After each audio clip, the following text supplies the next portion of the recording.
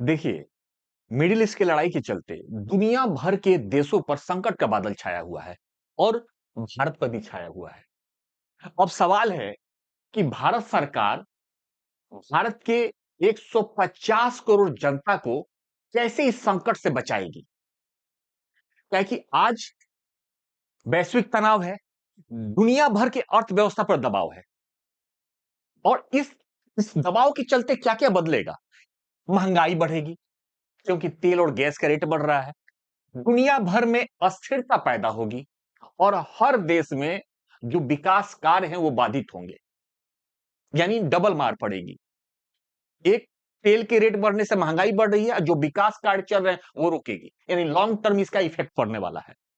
अब जब विकास कार्य रुकेगी तो जीडीपी गिरेगा, यानी देश में संकट तो है, दुनिया भर के हर देश में संकट है।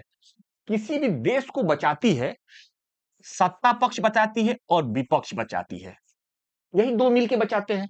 अब स्थिति देखिए क्या असर पड़ा। पड़ोसी देश में तेल का रेट बढ़ी, देखिए पाकिस्तान में बढ़ गया, मालदीव में बढ़ गया और चीन में भी तेल का रेट बढ़ गया।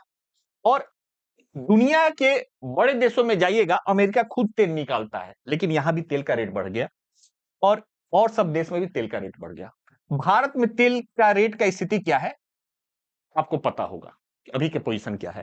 और फिर चलिए गैस में हम देख रहे हैं तो दुनिया भर के देशों में लगभग हर देश में इस युद्ध का प्रभाव पड़ा है और रेट बढ़ा है, सब जगह बढ़ा है।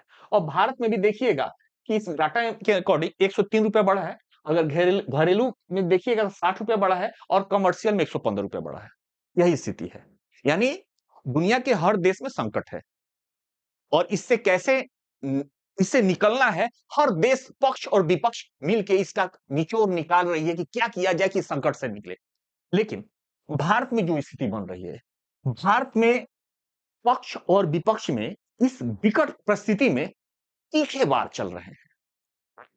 माने सवाल विपक्ष को पूछने का अधिकार है और सत्ता पक्ष में, सत्ता में चाहे जो भी रहेगा जवाब देना होगा। लेकिन आपके सवाल और जवाब भारत की जनता पे इसका क्या असर पड़ेगा, ये महत्वपूर्ण है।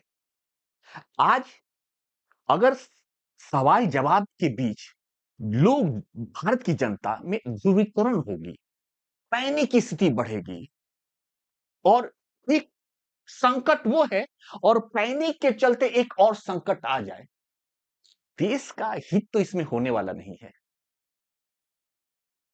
और सत्ता पक्ष की भी जिम्मेवारी है कि विपक्ष को मिलाकर लेके चलना, लेकिन विपक्ष की भी जिम्मेवारी है कि जब देश संकट में हो और यहां तो दुनिया संकट में है तो उसका रोल क्या है ये उसको जानना होता है और ऐसे मिल के काम करे सब पक्ष के साथ कि विकट परिस्थिति से निकालना है।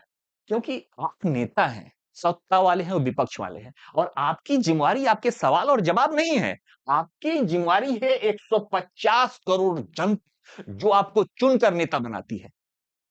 और जब विकट परिस्थिति हो तो लगभग हर देश में ऐसा होता है कि सत्ता पक्ष और विपक्ष मिलके काम करती है, लेकिन भारत में ऐसा क्यों नहीं हो पाता है? क्या ये सवाल नहीं उठनी चाहिए? हम यहां बात बीजेपी और कांग्रेस की नहीं कर रहे हैं, विपक्ष की नहीं कर रहे हैं, हम आज बात कर रहे हैं, इस संकट के परिस्थिति में हम बात कर रहे हैं भारत के लिए। हम भारत के आम आदमी बनकर सवाल उठा रहे हैं और हर आदमी का हक बनता है कि वो सवाल उठाए, तभी सत्ता पक्ष और विपक्ष 150 करोड़ लोगों के लिए काम करेगी।